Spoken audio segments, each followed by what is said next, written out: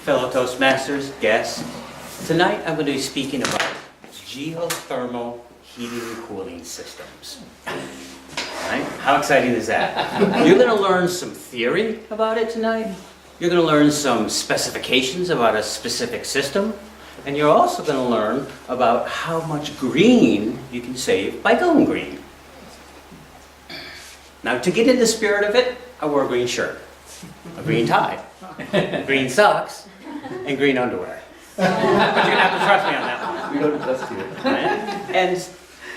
And in 9 days is St. Patrick's Day. The whole month of March feels green, right? So this is a great time to talk about green things. Now, I have some experience with the geothermal heating and cooling system with the Nyog library about 12 years ago when I was working there. I helped finance, design, install, and implement it. So that's what I'm going to speak about. But before I do, I have a question for you guys, because the whole thing hinges on one number. And that is, what is the ambient temperature of the Earth's crust? Does anybody know what that is? The temperature of the Earth below the frost line. Anybody? No? It's 55 degrees. See, I told you you'd learn something. 55 degrees is the ambient temperature of the Earth's crust, right? And so the whole theory of geothermal is based on that. So what we do with geothermal heating and cooling is all we're doing is running water through pipes through the ground. And we're either dispersing heat from that water or absorbing heat into the water. It's called heat transfer. We only talk about what heat does. We never talk about what cold does.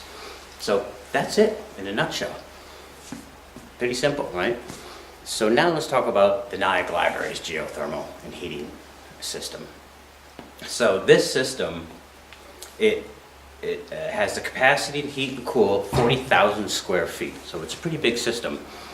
And what we do is we have a closed loop system that's vertical. And by a closed loop, it means the water stays in there and just circulates through it, as opposed to an open loop system like the Ossining library, where they're drawing water from an aquifer, using it, and then dumping it back into the aquifer.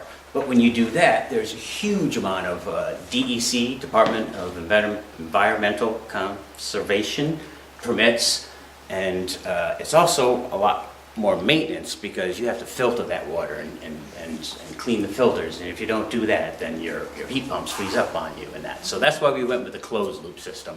And a vertical system means we went up and down, as opposed to if you were in a rural area and you had several acres, you could go like this. So we're not. Nyog's in an urban area, so we went down. We went down 450 feet. And each of these wells is about 6 inches in diameter. And then there's a little pipe that goes down and the water runs through them.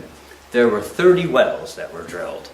And these wells, to drill them, you need a well drilling machine, just like you would for a house water well or something like that. It looks like an oil rig, and you have the drill bit and it goes on, you put another thing, you just keep going down and down and down until you hit about 450 feet. That thing was awful. It burnt, it gurgled, it spit out this red muck for 40 days and 40 nights. Well, maybe not a night, but it felt like that because we had neighbors and they complained about everything.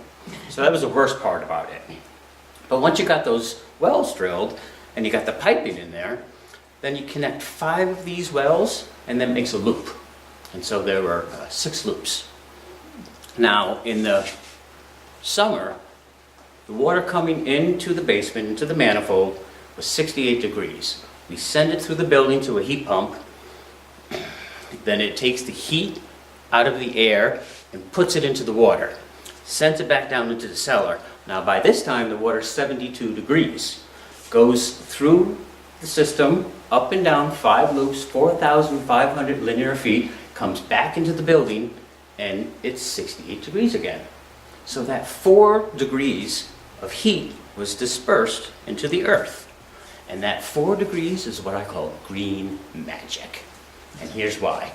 Now we're talking about figures, all right? I'm going to break it down for you. I'm a finance person, all right? So we talked about how much this system cost, but I'm only concerned about the cost above a traditional HVAC system, right? You're going to have to install heat and air conditioning ducts and controllers and thermostats and vents. So I only want to know the cost above that. and it was $275,000. And that's how much it costs to drill and do the piping and stuff like that. $275,000, right? Well, green is also sexy. It's sexy for grant writing, and I got several grants.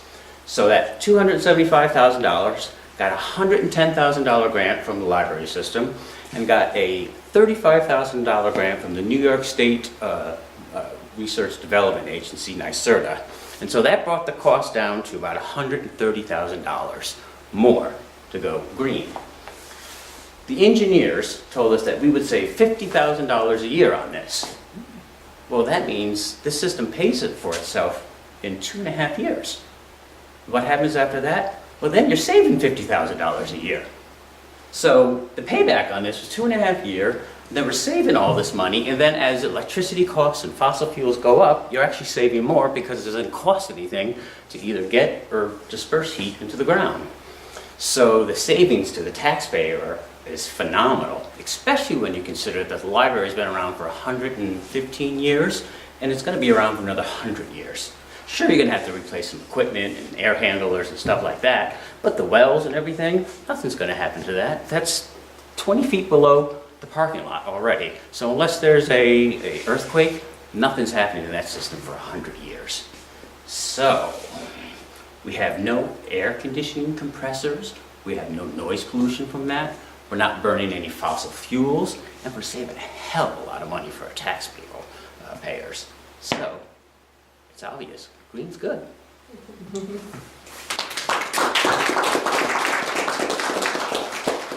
Stephen, thank you very much for being our test speaker this evening.